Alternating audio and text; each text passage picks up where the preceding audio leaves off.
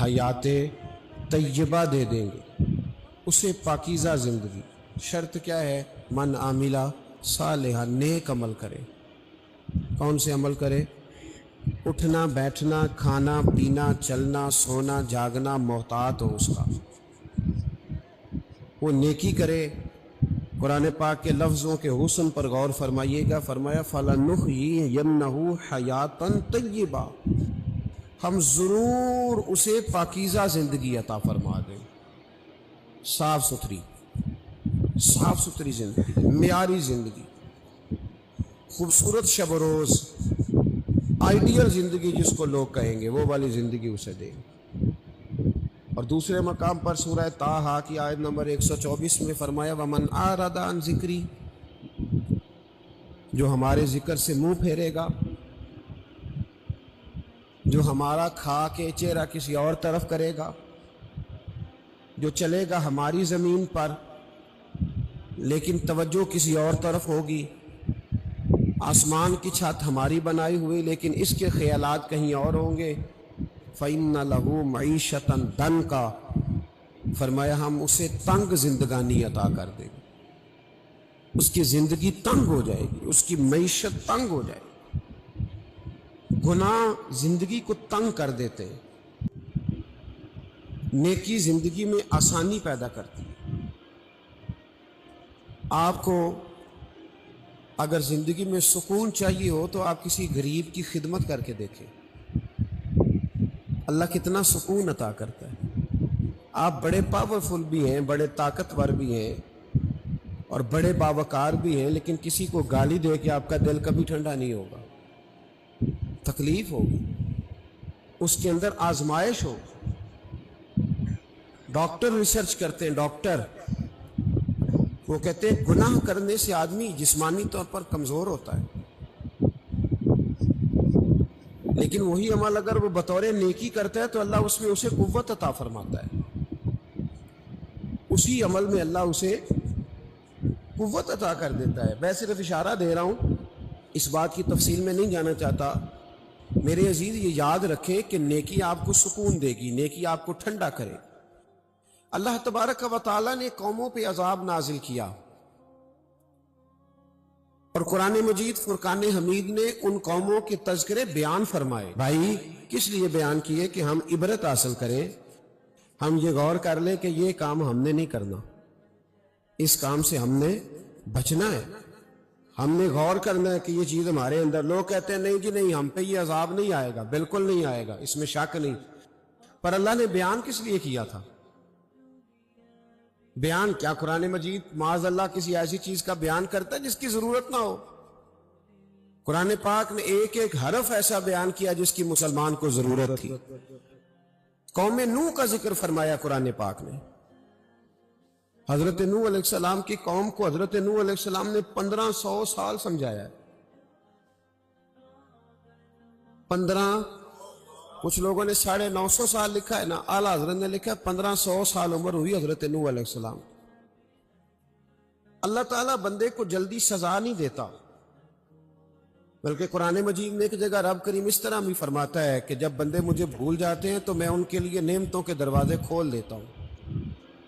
بندہ سمجھتا ہے کہ میں کچھ تو ہے نا کہ میرے اندر، کہ میں جدھر جاتا ہوں خیر ہی خیر ہو جاتی ہے، وہ سمجھتا ہے کہ میری عقل ہے، حالانکہ اللہ اسے ڈھیل دیتا ہے، اللہ اسے ڈھیل دیتا ہے۔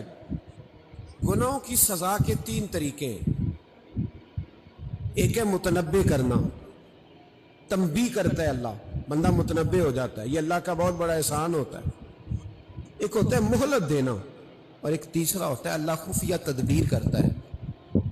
تھوڑا سا سمجھیے گا، انسان پر کوئی آزمائش آئی، فوراً اس کی چھٹی اس نے کہا کہ وہ فلان جگہ غلطی کی تھی تب ایسا ہوا ہے۔ ہوتا ہے نا کئی دفعہ، آواز آتی ہے نا اندر سے، چلیں بول دیں کچھ نہیں ہوتا آپ کو، اللہ جانتا ہے یہاں کوئی کچھ نہیں کہے گا آپ، اور ہماری تو ویڈیو بھی نہیں گھومتی، یعنی خبر بھی نہیں ہو کہ کس نے ہاں کر دی کس نے نہ کر دی۔ آپ بغیر ٹینشن کے بات چیت کریں، آج کچھ نہیں ہوتا ہے انشاءاللہ تعالی۔ آتی ہے اندر سے آواز؟ میں آپ سے اس لیے ان چیزوں کی تصدیق کراتا ہوں کہ باقیوں کو بھی آتی ہے کہ نہیں۔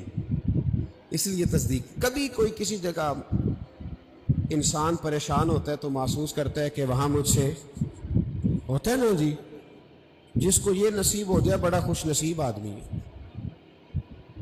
حضرت مولا علی فرماتے ہیں اگر تجھے دنیا میں سزا مل گئی تو بچ گیا ہے سمجھ، پھر اللہ کرم کرے گا، آخرت میں سزا نہیں دے گا. اور یہ یاد رکھ لے، وما اصابکم من مصیبت فبما کسبت ایدیکم ویعفو عن کثیر. اللہ فرماتا ہے دنیا میں تجھے جو بھی تکلیف پہنچتی ہے وہ تیرے ہاتھوں کے کرتوتوں کی وجہ سے پہنچتی ہے. ویعفو عن کثیر، فرمایا کثیر گناہ تو میں ویسے ہی معاف کر دیتا ہوں. یہ جو تیری زندگی میں دکھ ہے نا، یہ بھی میری قلیل سزائیں ہیں.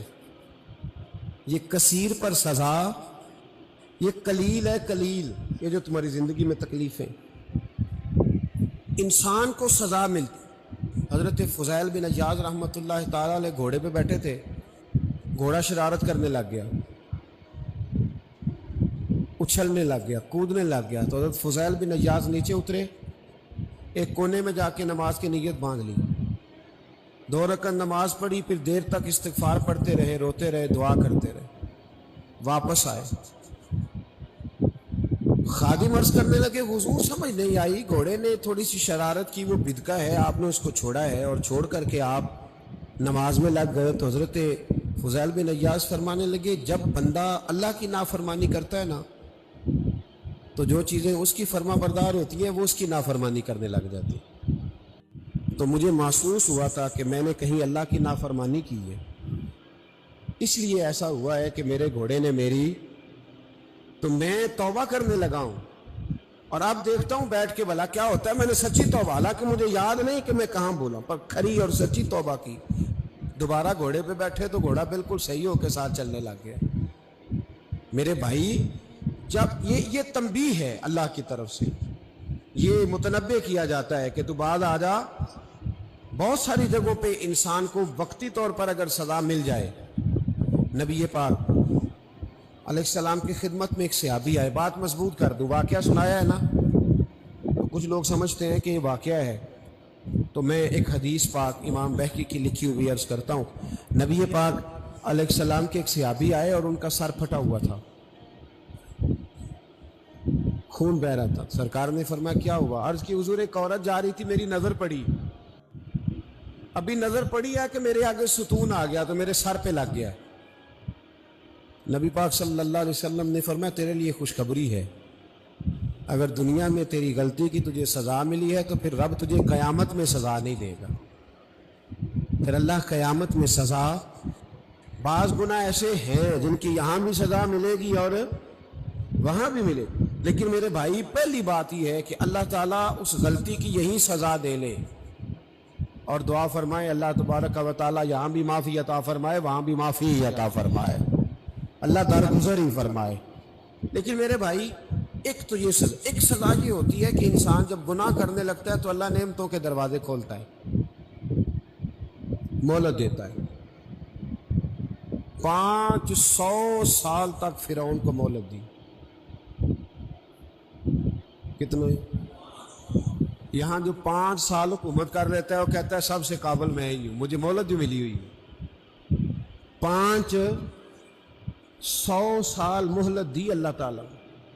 اور فرعون کی قوم پر پتہ عذاب کس طرح کیا آئے تھے؟ ٹڈیاں مسلط کر دی اللہ نے.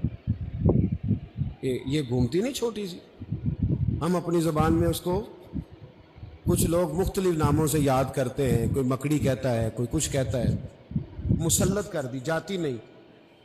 ان پر بنی اسرائیل کے ان مقابل جو فرعون کی قوم تھی ان پر الزام اس طرح کا عذاب آیا کہ مینڈک مسلط کر دی اللہ تعالیٰ. برتن کھولتے تھے اندر مینڈک نکلتا تھا، دنیا کی ہر دوائی استعمال کرتے تھے لیکن مینڈک نکل آتا تھا. تھوڑا سا سمجھا کریں چیزوں کو. ہمارے رنگ نہیں زیادہ گورے کہ ہم پر عذاب نہیں آتا. کوئی بہت زیادہ اللہ تعالیٰ معاف فرمائے دولت نہیں جمع کرا بیٹھے شاہی خزانے میں کہ ہم سے پوچھا نہیں جائے گا. یہ مہلت ہے، مہلت کو مہلت سمجھو. پھر جب پکڑ آتی ہے نا اللہ کریم کی، میں نے دیکھا ہے کروڑوں روپیہ، 6 اولادیں، ایک شخص کے بچے باہر سے آ رہے تھے، وہ بندہ بیمار تھا، مجھے کہنے لگا حضرت جی دعا کریں میں ان کے آنے سے پہلے پہلے مر جاؤں ورنہ آ کے مجھے مار دیں گے، دعا کریں۔ اتنی بے سکونی، کروڑوں روپیہ پڑا ہے تو یہ عذاب نہیں؟ کوئی ضروری ہے کہ پتھر ہی برسیں گے تو سمجھ آئے گی؟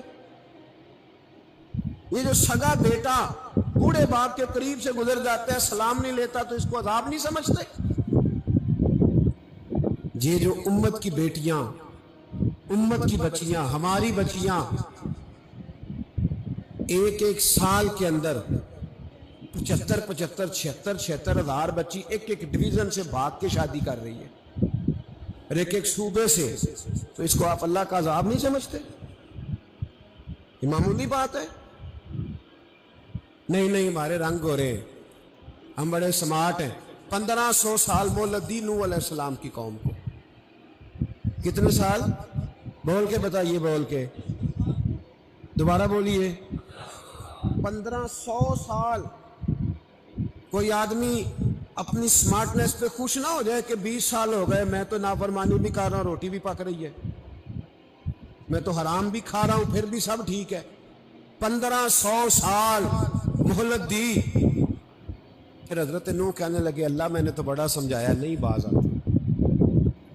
تو رب کریم نے فرمایا کشتی بناؤ۔ اللہ کے پیغمبر کشتی بنانے لگے تو قوم مذاق اڑانے لگ گئی۔ اب کیا کرنے لگے ہو؟ اب کشتی بنانے لگے ہو، خیر تو ہے، قوم مذاق اڑا رہی ہے۔ حضرت نوح علیہ السلام کا آپ نے کشتی بنائی، پانی کہاں سے نکلا؟ نہ بارشیں ہوئی، نہ سیلاب آئے، ایک تندور تھا، اس کے اندر سے پانی نکلنا شروع ہو گیا۔ کبھی تندور سے بھی پانی نکلا ہے، اور جب نکالنے والا چاہتا ہے تو وہاں سے بھی ایک تندور سے پانی نکلا، اتنا نکلا، اتنا نکلا، اتنا نکلا کہ قوم ساری ڈوب گئی۔ قرآن مجید کے صفحات شہادت دیں گے کہ حضرت نوح کی قوم کا بچہ بچہ بہہ گیا، بچے صرف وہ تھے جو حضرت نوح کے ساتھ ہو گئے، تباہ ہو گئی۔ اللہ بے نیاز ہے، بے نیاز۔ 1500 سال مہلت ملے اور تو پھر بھی کہے رب بڑا کریم ہے، معاف کر دے گا۔ 1500 سال تجھے گنجائش دے اور تو کہے کوئی نہیں، بات معافی ملنی چاہیے ابھی بھی۔ میرے بھائی، حضرت صالح علیہ السلام کی قوم، حضرت صالح نے تبلیغ شروع کی تو کہنے لگے پہلے معجزہ دکھاؤ۔ جی آج تو نہ لوگ معجزے مانگتے،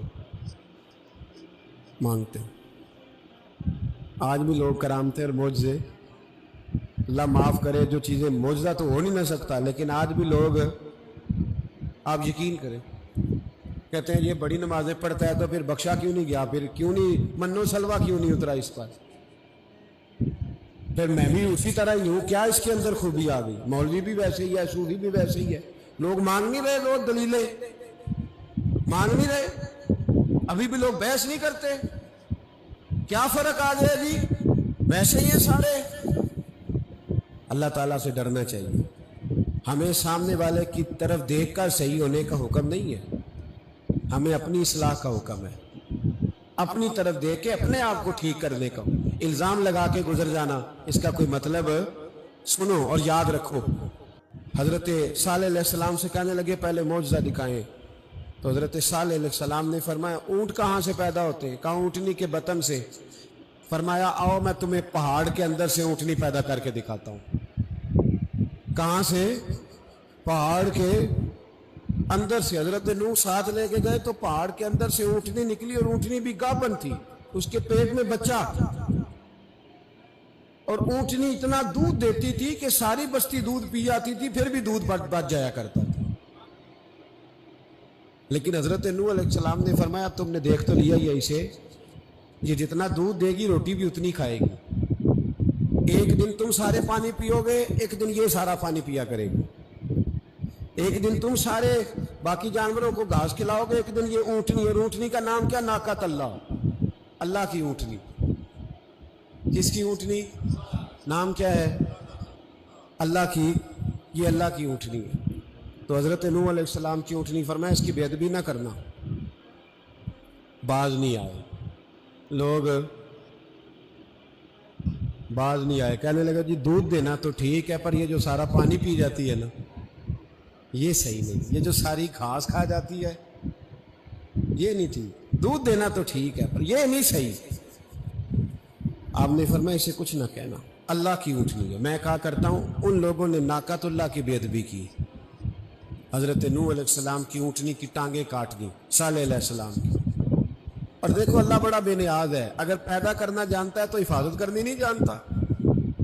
लेकिन रब करीम ने फरमाया ना करना, उन्होंने उनके पैर काट दिए, कानों पे छुरियां लगाई। ऊँटनी जब मर गई, ऊँटनी अल्लाह तबारक व तआला की वो ऊँटनी जब मर गई तो हजरत सालेह अलैहिस्सलाम की कौम पर रब करीम ने जलजला भेजा।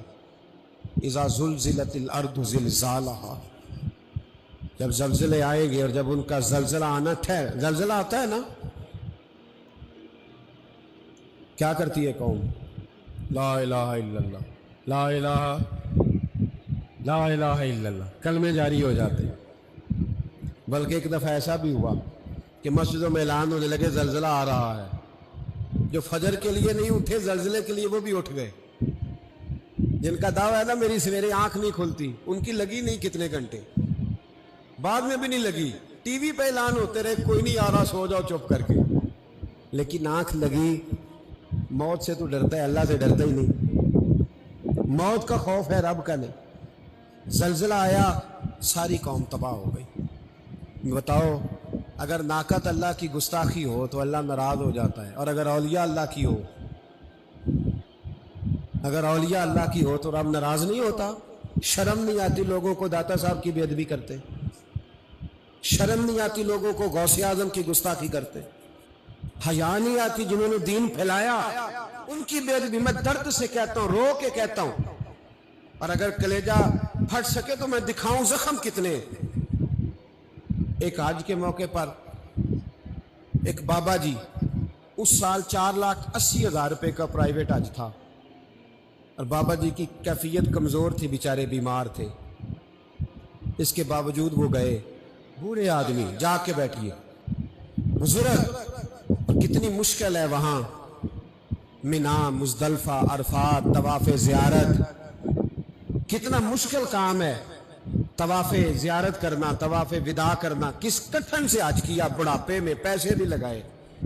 और जब वो रोज़ा रसूल पे गए सल्लल्लाहु, और उन्होंने जाके नबी पाक सल्लल्लाहु अलैहि वसल्लम के रोज़े की तरफ मुंह करके दुरूद शरीफ पढ़ा, तो एक मुल्ला ने उठ के कह दिया तू तो मुशरिक है। तो मेरी रूह कांपी। मैंने कहा तुझे शर्म नहीं आई, हया नहीं आई? इसकी उम्र देख, किस बुढ़ापे में कहां से चला, कहां आया। ये मुशरिक होता तो किसी मंदिर में जाता, ये मुशरिक होता तो किसी गिरजे में जाता। ये मुशरिक नहीं, ये मोमिन है। और ये वो वाला मोमिन है जिसके सीने में दिल जब धड़कता है तो खाली धड़कता नहीं, साथ वो मोहम्मद अरबी पे दुरूद व सलाम भी पढ़ता है।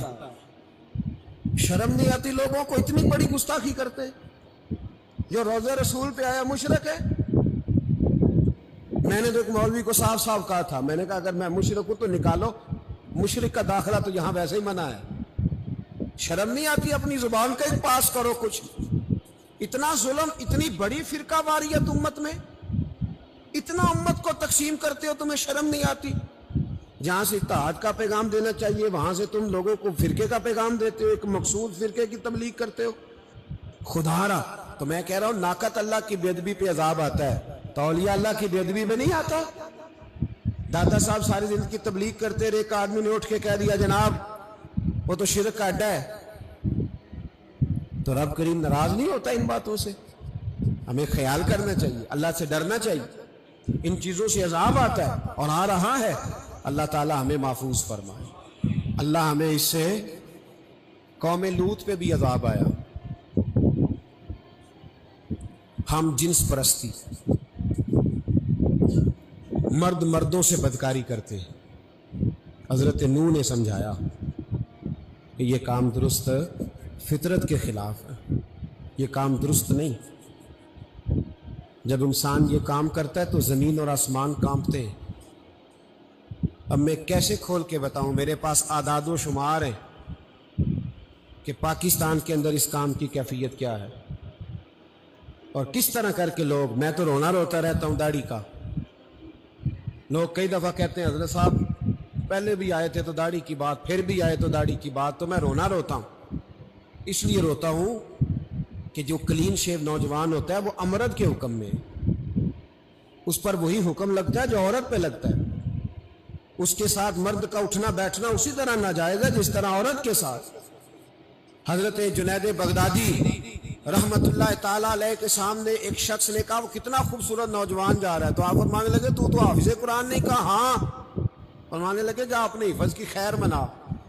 وہ شخص کہتا ہے میں نے اس بغیر داڑھی والے کلین شیو نوجوان کو بری نظر سے دیکھا، مجھے قرآن پاک ہی بھول گیا، سارا قرآن پاک بھول. اور کتنے سال میں دعائیں کرتا رہا، بیت اللہ کے طواف کرتا رہا، میں یاد بھی کرتا تو نہیں ہوتا. کیسے اب تو ہمارا نعت خواں بیوٹی پارلر سے ہو کے آتا ہے، ہم کسی اور کو کیا پیغام، وہ پیغام، وہ نظام، وہ طریقہ کار جس کا حکم تھا شریعت میں. قوم لوط پر عذاب آیا. صحیح بیٹھتے ہوں گے بچے جو موٹر سائیکلوں پہ بیٹھتے ہیں. میں نے گجرانوالہ کی سڑکوں پہ بچوں کو، نوجوانوں کو جو تماشے کرتے سرے عام دیکھا ہے تو مجھے ڈر لگتا ہے. تو کوئی روکنے والا نہیں، شغل ہو رہا ہے، ہنس رہے ہیں، اور سامنے عورتیں بھی ہے، سب ہو رہا ہے. کتنی تکلیف کی بات. حضرت نوح کی قوم یہ کام کرتی تھی، قرآن پاک نے بیان کیا ہے. حضرت نوح نے سمجھایا، فرمایا رب کریم نے تمہیں اپنی خواہش پوری کرنے کے لیے جائز طریقہ عطا فرمایا، عورتوں سے نکاح کرو، اور اس نکاح کی برکت سے جو اللہ تمہیں اولاد دے گا اس کو اللہ تبارک و تعالیٰ تمہارے لیے باعث بخشش بھی فرمائے گا. لیکن جب قوم نہ مانی تو جو قوم لوط کا عمل کرے اس کا علاج قرآن نے بیان فرمایا کہ آسمان سے پتھر برسیں گے. پھر پتھر برسے، اور جن کے بڑے بڑے اچھے دماغ تھے ان کے دماغ چکنا چور کر دیے گئے، تباہ کر دیے گئے، ان کے دماغ زمین پر بچھاڑ دیا گیا. اللہ مہلت دیتا ہے، لیکن اس کا مطلب یہ نہیں کہ انسان توبہ ہی نہ کرے. حضرت شعیب علیہ السلام کی قوم پر بھی عذاب آیا، اس لیے کہ بددیانتی کرتی تھی، ناپ تول میں کمی کرتی تھی. میں نے کہا تھا شب قدر کی رات کہ یہ کوئی تماشا ہے کہ شب رات آئی تو ساری رات روتے رہے، یا اللہ معاف کر دے، یا اللہ معاف کر دے، رو رو کے چیخے مار مار روئے. شب قدر آئی تو پھر چیخے ماری، ساری رات روئے. تو جس بندے کا پروگرام ہی نہیں سویرے بدلنے کا، دکان پہ بیٹھ کے پھر وہی ناپ تول میں کمی، پھر وہ اللہ تعالیٰ معاف کرے. میں ایک مضمون پڑھ رہا تھا تو وہ فوڈ کے اسپیشل لوگ تمہیں لکھا تھا مہربانی کرو ملاوٹ ہی اچھی چیز کی کر لو. مرچ میں کیری تو نہ ملاؤ اینٹوں کی، وہ تو بیمار کرتی ہے، وہ تو خون کی آنتوں کو روک دیتی ہے. وہ کہنے لگا، اور وہ کہتا ہے میں تمہیں بتاتا ہوں کون کون سی چیز ملائی جا سکتی ہے، وہ ملا لو. خدا را اس قوم پہ رحم کرو، مہربانی. ایک دوست ہے ہمارے، میں وزیر آباد میں ان کے گھر بیٹھا تھا تو ایک میڈیکل، میرا کسی شخص پہ اعتراض کرنے کا میں مجموعی بات کرتا ہوں. میں ایسے ڈاکٹروں کو جانتا ہوں جو اللہ تعالیٰ فضل کرے سچ مچ کے نیک ہیں، اچھے لوگ. تو بچے کا میڈیکل سٹور ہے، تو والد بیمار ہو گیا، تو کہتا ہے ابا جی ڈاکٹر صاحب نے کہا آپ کو ڈرپ لگنی ہے. تو سگے باپ کو ڈرپ لگانے لگا تو باپ کیا کہتا ہے پتر تیری مہربانی مینوں کوئی اصلی لائی، او نہ لائی جڑی لوکاں نوں لانا ہے. اب وہ پیار سے سنا رہا ہے بات. میں نے اسے کہا کہ یہ تو ڈوب مرنے کا مقام ہے نا، ڈوب مرنے کا مقام، کہ جس ملک کے اندر دوائی بھی صحیح نہ بکے، اصلی نہ ملے دوائی بھی، اور پھر وہ قوم کہے کہ ہم نے تو پورے روزے رکھے، ہم نے تو بڑا صدقہ اور خیرات کیا، دوائی بھی اصل نہ ملے. جناب شعیب علیہ السلام کی قوم ناپ تول میں کمی کرتی تھی تو اللہ تبارک و تعالیٰ نے ان پر بتا عذاب کس طرح کا بھیجا. شدید گرمی ہوئی، اللہ ہمیں محفوظ فرمائے. سارے آمین کہہ دیا. دیکھیں کتنا اچھا موسم کر دیا رب کریم. اللہ ہمیں محفوظ فرمائے، اللہ رحمت فرمائے. شدید گرمی کی لہر آئی، باہر اتنی گرمی ہوئی کہ لوگ اپنے گھروں میں گھس گئے. جس طرح سورج کی شعاعیں گھروں کے اندر داخل ہو جاتی، اس طرح گرمی کی لہر اندر داخل ہوئی. اور جس طرح کسی کو آگ لگ جائے تو وہ آدمی اچھلتا کودتا ہے نا، اس طرح یہ لوگ اچھلنے لگے اور اچھل کود کے مر گئے۔ جرم کیا تھا؟ ناپ تول میں کمی کرتے۔ حضرت داؤد کی قوم بھی تباہ ہوئی۔ جرم کیا تھا؟ ہفتے والے دن مچھلیاں نہیں پکڑنی تو یہ پکڑتے تھے۔ حکم ہے نا مسلمان کو نماز کے ٹائم کوئی اور کام نہیں کرنا، نماز پڑھنی ہے۔ میرا خیال ہے مسلمان تو فٹافٹ آ جاتے ہیں، سارے پہنچ جاتے ہیں نا مسجدوں میں۔ ہلکا ہلکا بول رہے ہیں آپ، کیوں نہیں پہنچتے؟ اگر حضرت سیدنا، اور پتہ انہیں سزا کیا ملی؟ اللہ نے فرمایا اس ٹائم عبادت کرنی ہے، کام نہیں کرنا، وقت نہیں ہے کام کا۔ انہوں نے مچھلیاں پکڑی، 12,000 لوگ تھے۔ پتہ ہے مالک نے سزا کیا دی؟ بندر بنا دیا اللہ کریم۔ قرآن مجید کا پہلا سپارہ پڑھے، فَجَعَلْنَاهَا نَكَالًا لِمَا بَيْنَ يَدَيْهَا وَمَا خَلْفَهَا۔ اللہ فرماتے ہیں پچھلوں کے لیے بھی عبرت بنا دیا، بعد والوں کے لیے بھی عبرت، نشان عبرت بنا دیا۔ بندر بن گئے، اور جو ان کے دوست جو بچ گئے تھے ان کے پیر چومتے تھے، روتے تھے۔ 3 دن بندر بن کے زندہ رہے، پھر اللہ نے سب کو اجتماعی موت دے دی۔ تو اگر مسلمان سے اللہ کہے کہ نماز کے ٹائم کاروبار نہیں، جمعے کے ٹائم کاروبار، تو مسلمان کہتا ہے نہیں مجھے مہلت ملی ہوئی ہے۔ یہ تو اس وقت پتہ چلتا ہے نا جب بچے ڈیوٹی لگاتے، ہاں ہاں ہاں عذاب آتا ہے، اس وقت پتہ چلتا ہے۔ میں نے دیکھا یہ منظر، اس وقت پتہ چلتا ہے جب بچے کسی ملازم 6,000 کی ڈیوٹی لگاتے، کہتے ہیں ابے کا دھیان رکھنا، ہم دکان پہ بیٹھنے لگے۔ پھر اسے سمجھ آتی ہے اگر میں نماز کے ٹائم مسجد میں ہوتا تو آج میری اولاد میری خدمت پہ ہوتی۔ میں نماز کے ٹائم مسجد نہیں گیا تو بچوں نے 6,000 کا ملازم بٹھایا ہے، ابا جی کا خیال رکھ، ایک نرس بلائی ہے، تو خیال رکھ۔ کدھر ہوتے ہیں مسلمان نماز کے ٹائم؟ ایک عیسائی نے اعتراض کیا ہے، سنیں، وہ کہتا ہے مجھے لگتا ہے مسلمانوں کے 3 خدا ہیں۔ مسلمان اڑ گیا، کہنے لگا نہیں ہمارا تو ایک ہے، کہا نہیں 3 ہے۔ معاذ اللہ استغفر اللہ، ہمارا ایک ہے۔ کہنے لگا نہیں میں ثابت کرتا ہوں، ایک تمہارا خدا 5 نمازوں کا ہے، ایک رمضان کا ہے، ایک عید کا ہے۔ لگتا ہے معاذ اللہ عید والا زیادہ تگڑا ہے، تم زیادہ آتے ہو۔ رمضان والا لگتا ہے اس سے کچھ کمزور ہے، تم تھوڑے آتے ہو۔ اور 5 نمازوں والا شاید سب سے کمزور ہے۔ بات عقل کی ہے کہ نہیں؟ اس نے اعتراض ٹھیک کیا، تو مسلمان کو چاہیے نا خیال کرے۔ ایک یہودی نے لکھا تھا، اس نے کہا تھا جس دن مسلمانوں کی تعداد فجر کی نماز میں اتنی ہو گئی جس دن جتنی جمعے میں ہوتی ہے، اس دن نہ کوئی یہودی سازش کرے گا نہ کوئی عیسائی تلوار نکالے گا۔ شرط یہ ہے کہ یہ اسی طرح فجر پڑھنے آئیں جس طرح جمعہ پڑھنے آتے ہیں، تو پھر کوئی شخص بھی ان کو کسی جگہ شکست دے سکتا تو ہمارے گناہ ہمیں پریشان کرتے۔ یہ جتنی آزمائشیں ہیں ان کے پس منظر میں گناہ ہیں۔ ہماری زندگی کے اندر جتنی تکلیفیں، ہماری پریشانیوں کا سبب ہم خود ہیں۔ بہت ساری جگہوں پہ ہم غلطی کرتے ہیں، اس کی ہمیں سزا ملتی۔ غلطی کی سزا، ایک نوجوان نے مجھے بڑی گہری بات سنائی، میرا قریبی تعلق تھا، کہنے لگا گھر میں بڑا مسئلہ ہے، بڑی پریشانی ہے، ماں اور بیوی کا ماحول اتنا سخت ہو گیا ہے کہ نمٹ نہیں سکتا۔ آپ یقین کریں میں نے ڈیٹیل سے ساری چیز کو سٹڈی کیا، میرے پاس اتنا وقت نہیں ہوتا، پھر بھی میں نے اس فیملی کو پورا پڑھا تو غلطی نوجوان کی نکلی۔ نہ اس پہ اماں اعتبار کرتی ہے نہ بیوی اعتبار کرتی ہے۔ اس نے جھوٹ بول بول کے اس طرح کی ماحول پیدا کر دیا ہے کہ کوئی اس پر اعتماد کرنے کو تیار ہے۔ اگر آپ ناراض نہ ہو تو ایک بات کروں، پتہ ہے گھر میں ماحول کب خراب ہوتا ہے؟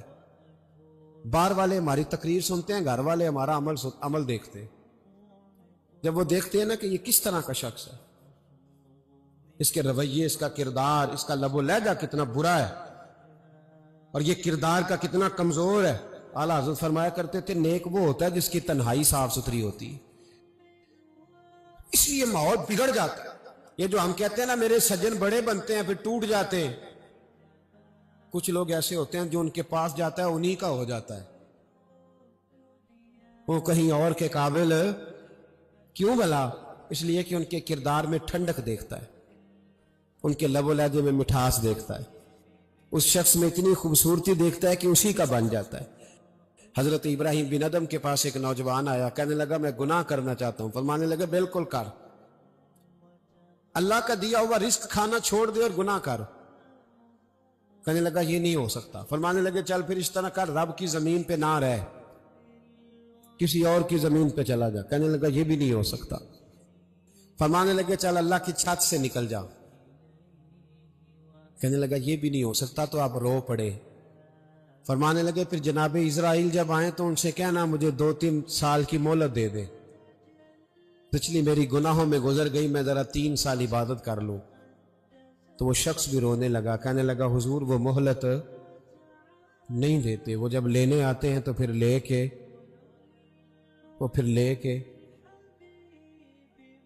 اللہ تعالیٰ نے جب انسان بنانا چاہا نا تو جناب جبریل کو کہا مٹی لے کے آ زمین سے۔